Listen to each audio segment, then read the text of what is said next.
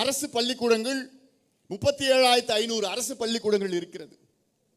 அதுல 52 லட்சம் மாணவர்கள் படிக்கிறாங்க. தனியார் பள்ளிக்கூடத்தில் எவ்வளவு தெரியுமா இருக்கு? வெறும் 12,500. ஆனால் அதுல 65 லட்சம் மாணவர்கள் படிக்கிறாங்க. எப்படி இருக்கணும் தமிழ்நாடு? இவங்க ஆட்சியில் 1967 ஆட்சி வர்றப்போ தமிழ்நாட்டில் 99.9% மாணவர்கள் அரசு பள்ளிக்கூடத்தில் படிச்சாங்க. 99.9% of the students of Tamil Nadu were studying in government schools. எப்போ? 1967 இவங்க ஆட்சிக்கு வரப்போ.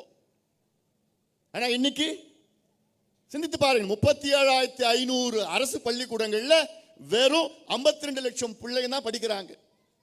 ஆனா சாதாரண 12,500 தனியார் பள்ளிக்கூடத்தில் 65 லட்சம் பிள்ளைங்க படிக்கிறாங்க. அப்போ இது என்ன கல்வித்துறை? என்னையா கல்வித்துறை? இதுல கேடு கட்ட தனமா நடந்துட்டு இருக்குது. இது யாரையா ஏமாத்துறீங்க? இதுல ஒரு தேர்தல் வாக்குறுதி வேற. ஸ்டாலின் அவர்கள் தேர்தலுக்கு முன்பு நாங்கள் ஆட்சிக்கு வந்தவுடன் கல்வித்துறைக்கு 3 மடங்கு அதிக நிதியை ஒதுக்குவோம். ஒதுக்குனீங்களா?